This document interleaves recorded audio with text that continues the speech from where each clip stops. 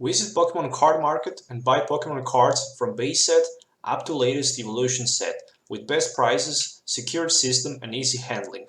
Only for European players. How's it going, guys? Welcome back to Pokemon TCG Center. In today's video, we'll be looking at a deck profile for the standard format, and it's Volcanion-EX featuring Starmie from the evolutions. So the first thing we are going to see is Volcanion-EX. So fire and water type. So dual type Volcanion-EX with 180 HP. And very powerful ability Steam Up. So once during our turn, we can discard one fire energy from hand. And if we do that, 30 damage more basic Pokemons we have in play, damage attack will be increased. And also a volcanic hit for 3 energies, 2 fire energy and 1 colorless energy for 130 seems very reasonable, especially because we can easily power this Volcanion with the power heater and the max elixir. So we have 2 different acceleration type featuring in this deck. The bad side about volcanic hit attack is, of course, that this Pokemon can't use this attack during your next turn, but basically with some other cards that I include in this deck, like a Flowstone and Escape Rope, I'm gonna be able to basically retreat onto my bench and use my other Volcanion-EX for attack. But of course, I can even use my Pokemon Ranger, and basically with Pokemon Ranger, I can just remove the existing effect on my volcanic hit, so I can use it over again. In my opinion, it's a very good combo, and to be honest, it definitely works good. But even if I decide to retreat paying 3 energy cost, sometimes I can even do that if I just need, because simply if I have another Volcanion next turn ready to attack, I can do that even without Escape Rope or Flowstone. So it definitely sounds good. But also Olympia is here as a supporter card, which will definitely help us to be able to retreat or actually switch our active Volcanion-EX and also heal 30 damage from it. So that's very powerful. On the other side, as you can see, I'm running 3 copies of a basic Volcanion with the power heater, 130 HP, 2 retreat cost, power heater, which says that for 1 fire energy I can choose up 2 benched Pokemons and basically attach fire energy from my discard pile to those Pokemons. And with the combination of steam ups, I can easily add 30 more damage counters. So in theory, I can hit turn 1 for 100 and 20 for those 4 steam ups, power heater for 20 more, and 1 fighting fear belt. 150 damage is maximum damage that we can attack with the Volcanion for 1 energy on turn 1, which is just ridiculous. So the main focus with this deck is, of course, start with Volcanion baby turn 1, use 1 power healer, try to find as many energies as we can with max elixir, and turn 2 basically retreat on Volcanion-EX and just finish the job with volcanic hit. But we can even do that with our regular Volcanion, and with couple steam ups it just works perfectly. So there is also a few backup Pokemons, of course, to do something like a Hoopa-EX. Basically with the Hoopa-EX I can set up with the Skyfield in play.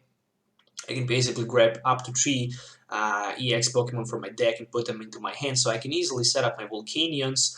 And the most important, I can get that Shaymin for the additional drop support with the setup. I'm running 2 copies of them, and of course 2 copies of Staryu and Starmie in this build, so I can have that Space Beacon basically going on over and over again. So it's definitely very good.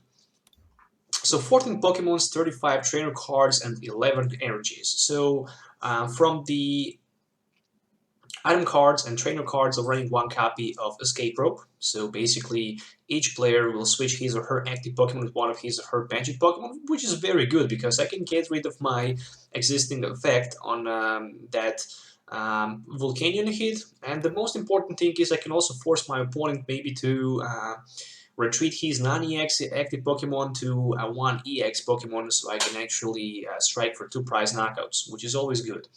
Also 4 copies of Max Elixir for that extra energy support, 1 copy of Super Rod, so I can reshuffle back some of my energies and the Pokemons from discard pile back into my deck. Then, of course, 4 copies of Trainer's Mails, Ultra Balls, and a VS Seekers. So from supporter cards, I have a lot of different supporter cards. So I'm running 1 copy of Fisherman. Fisherman sometimes can be very powerful card, especially for the last turn, where we actually need, for example, 3 energies for those steam ups, so we can go for 220, 230 with Volcanic hit, and easily we can do that just with the Fisherman. So Fisherman can always be very good tech here. Same as the Hex Maniac, because it can help us a lot against Greninja deck. So against Greninja, being able to shut down those Giant Water Shurikens can definitely make a lot of impact, because Greninja in theory can strike for maximum 160, so it's not going to be enough to knock out Volcanion-EX, but with additionally Giant Water Shuriken for 60 more, or actually 220, would be enough to one-hit knockout. So that's the reason why Hex Maniac sounds like a good idea here. Of course, after you use your steam ups and the space beacons and setups and stuff like that, you can just play Hex Maniac and basically turn off your opponent abilities. So in addition to that, 1 copy of Lysander, 2 Ents, 1 Olympia to be able to switch my active Pokemon with one of my benched Pokemons, very important card.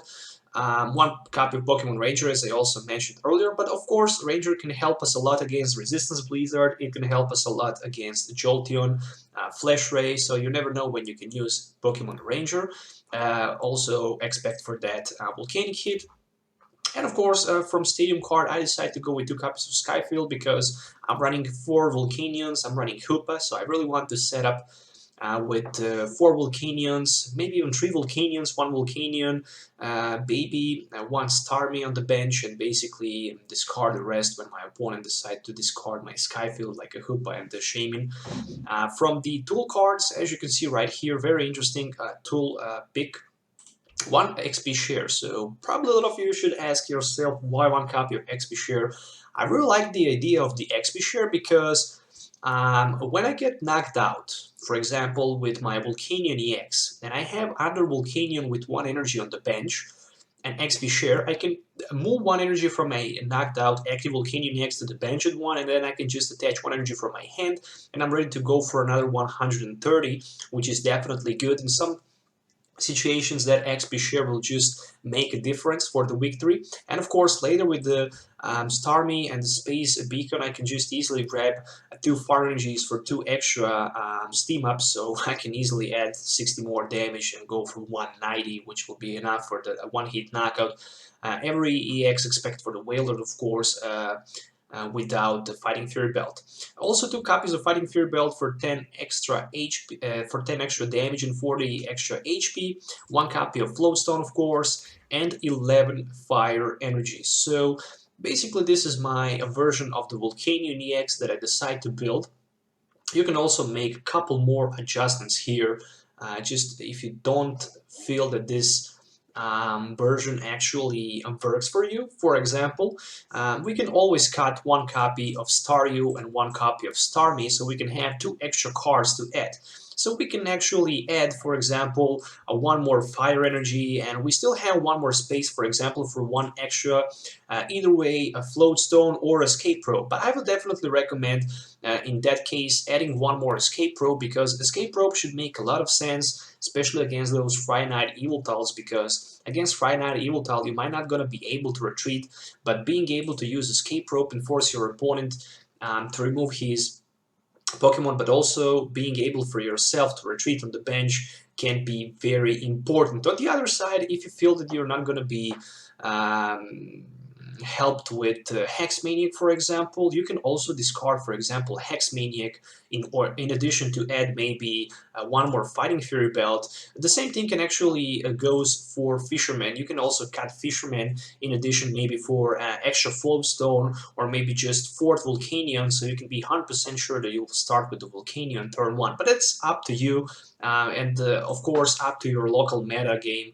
And on the stuff that your opponent actually played. But definitely Hex-Maniac is a very good in the Volcanion, especially for the mirror match, because if you play Hex-Maniac in a mirror match, you can take advantage against your opponent Volcanions, because he's not going to be able to one-hit knockout basically your Volcanion-EX, where on the other side you can just easily go for the one-hit knockout with your Volcanions and steam ups, and then just at the end of the turn play Hex-Maniac and shut down your opponent's abilities. So on the next turn he can't even set up with the Shaymin, he can't scan the ring with the Hoopa, but the most important thing is that he can't add extra damage with the steam up. So in my opinion, Hex-Maniac should definitely stay in a deck for the current standard format, but of course, even to shut down other annoying cards like a Vileplume, and of course, Irritating Pull, of course, and like a Friday Night Evil Tall. So definitely, Hex-Maniac is a very, very important card. So I hope you guys enjoyed watching this Volcanion-EX deck profile analysis. Don't forget to hit the like button and subscribe to the channel as usual for more future videos. The gameplay for this deck will be uploaded later, probably on the live stream.